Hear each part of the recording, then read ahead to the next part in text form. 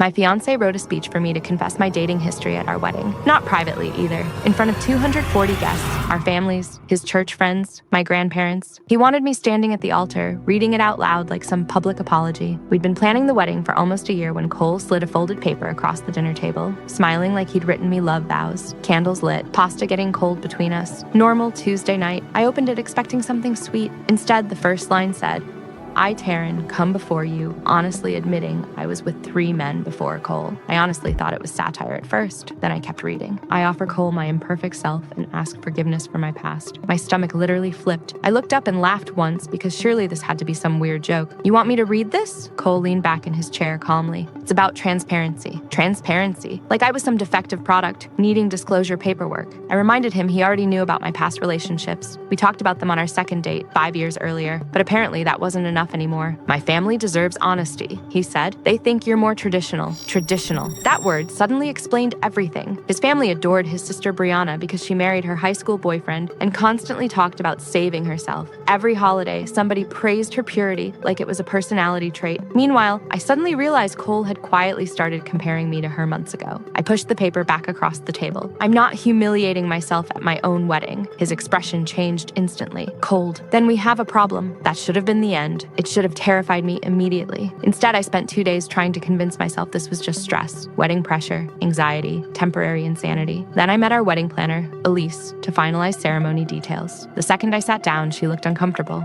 "So," she asked carefully, "when exactly should the confession speech happen?" I swear my heartbeat stopped. "What confession speech?" She slowly turned her laptop around. There it was. Cole had emailed the speech to her, the officiant, his parents, his entire bridal party. Subject line, Taryn's honesty moment. My hands actually started shaking reading it. He told everyone it was my idea, said I wanted to begin marriage with full accountability. I drove straight to his office downtown. I barely remember parking. I just remember marching across that lot feeling like my entire body was overheating. Cole came outside annoyed before I even spoke. "You sent that speech to people?" He shrugged like it was obvious. "I'm preparing everyone." Preparing them for what? My public humiliation? Then he casually admitted he'd already shown his parents, his friends, even his groomsmen. 8 grown men now had a printed breakdown of my dating history like locker room material. I stared at him in disbelief. "Why would you do this?" And that's when he finally said the thing he'd clearly been thinking the entire relationship. "Because you want the white dress, the innocent bride treatment." He looked me dead in the face. "But you're not innocent." I honestly felt something inside me detach right there, in that parking lot. Not heartbreak, recognition, like suddenly every weird comment finally lined up.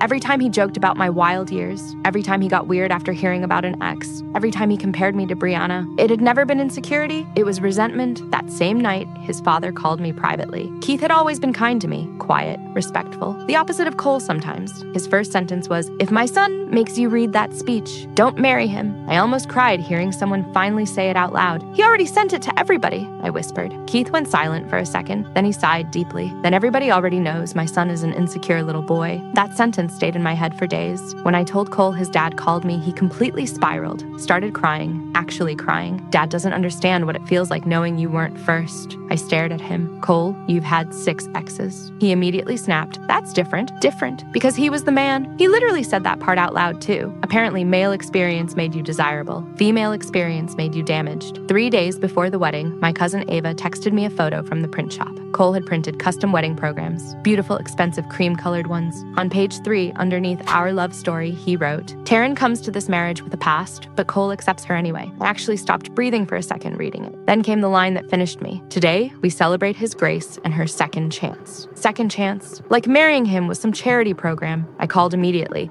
He answered sounding proud of himself. "It's better than the speech compromise," he said casually. "You don't even have to say anything now." I asked if every guest was getting one. "All 250, he replied. "They cost $700. I hung up before he finished talking. Then I sat in my car outside the print shop staring at nothing for almost 10 minutes. No crying, no screaming, just this horrible calm. Because suddenly I could see my future so clearly. Every argument becoming public, every insecurity weaponized, every mistake turned into punishment. Marriage wasn't going to fix this man. It was going to trap me beside him. So I called the venue first. The coordinator answered immediately, and before I could explain, she softly said, "We were hoping you'd cancel." Apparently, after Cole's email, multiple staff members felt uncomfortable. Even the officiant privately questioned whether I was okay. That hit me harder than anything else. Strangers saw the red flags more clearly than I did.